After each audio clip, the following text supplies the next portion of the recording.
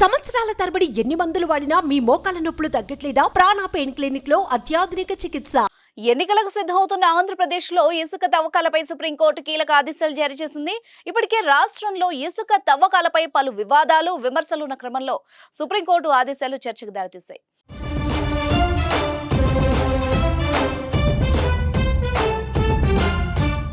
రాష్ట్రంలో ఇసుక అక్రమ తవ్వకాలపై గతంలో జాతీయ హరిత ట్రిబ్యునల్లో కేసు దాఖలు కావడంతో స్పందించి ఆదేశాలు జారీ చేసింది. తాజాగా సుప్రీంకోర్టు రియాక్ట్ అయింది.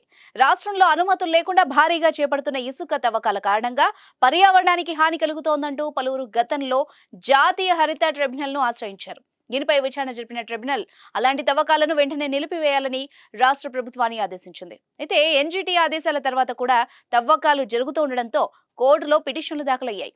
విచారణ చేపట్టిన సుప్రీంకోర్టు రాష్ట్రంలో అక్రమంగా సాగుతున్న అన్ని ఇసుక తవ్వకాలని వెంటనే నిలిపివేయాలని ఆదేశాలు జారీ చేసింది.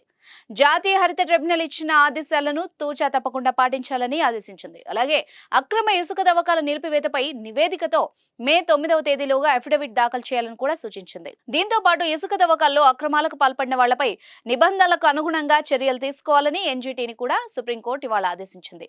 గతంలో ఎన్జీటీ ఆదేశాల తర్వాత అక్రమ ఇసుక తవ్వకాలు జరపడం లేదని అఫిడవిట్ ఇవ్వాలని స్థానిక కాంట్రాక్టర్ అయిన జేపీ వెంచర్స్ కూడా సుప్రీంకోర్టు ఆదేశాలు ఇచ్చింది.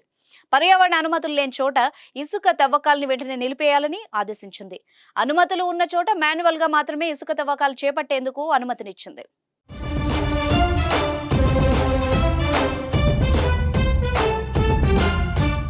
సుమన్ టీవీలో మీ పర్సనల్ అండ్ బిజినెస్ ప్రమోషన్స్ కోసం కింది నెంబర్కి కాంటాక్ట్ చేయండి.